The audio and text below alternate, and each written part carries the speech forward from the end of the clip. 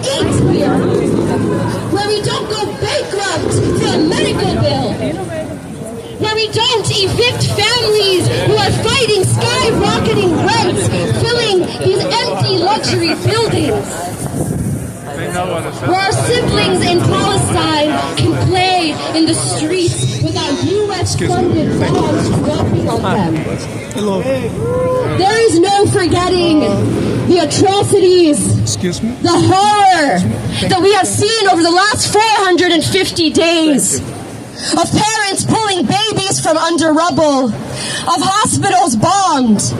But we have been on the streets day in and day out. We are making an absolute crisis for the U.S. ruling class, and our collective efforts have built a mass movement for Palestine across all the sectors, y'all, from healthcare to labor to cultural workers, and of millions of people around the world. And so this mass movement, the front that we are building here in the belly of the beast, this complete tidal shift of consciousness and clarity on the violence of Zionism, has ruptured a core vessel in the American political system that is so irreversible that we are watching decades of historic and seismic political change and shift, y'all. Let's go.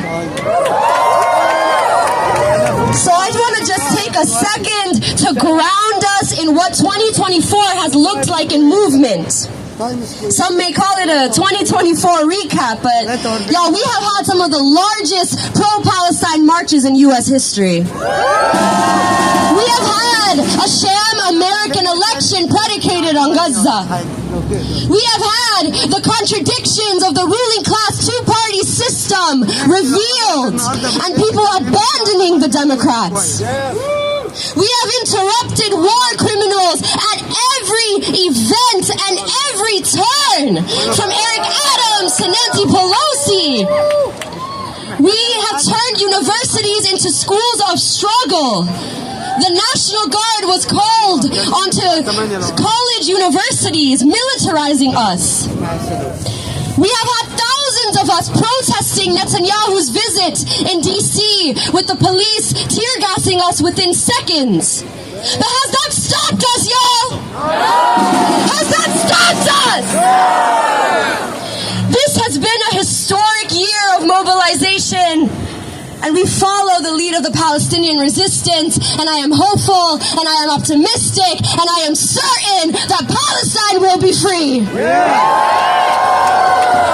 But to close this out, y'all, we know that this year will take all of us fiercely recommitting ourselves to the struggle ahead.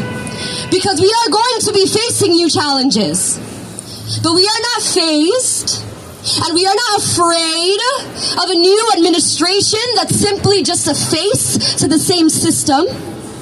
Because what we do know is that our people, our class, the working class, is clear on who the real enemy is. And we are rising up from the Amazon workers who are on strike during the holidays, to the Starbucks workers, and to our mobilizations today on January 1st, there is no going back. And so when the ruling class wants us to be quiet, and when the ruling class wants us to be tired, and when the ruling class wants us to stay home, do we do that? No! And so we know it's a long march ahead, and we continue to fight, and it is through organization, and it is through movement, and it is the masses that move history. And so we're here out on the streets today.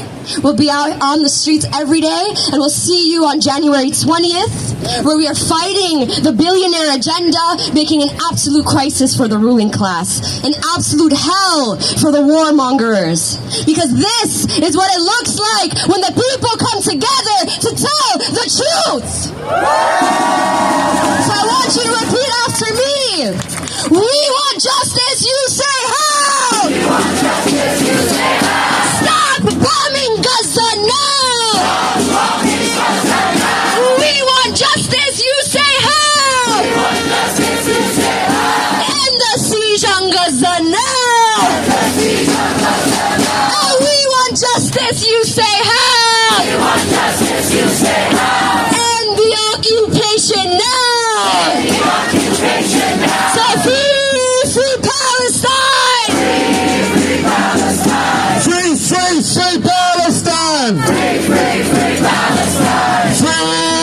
Palestine! Free, free, free Palestine!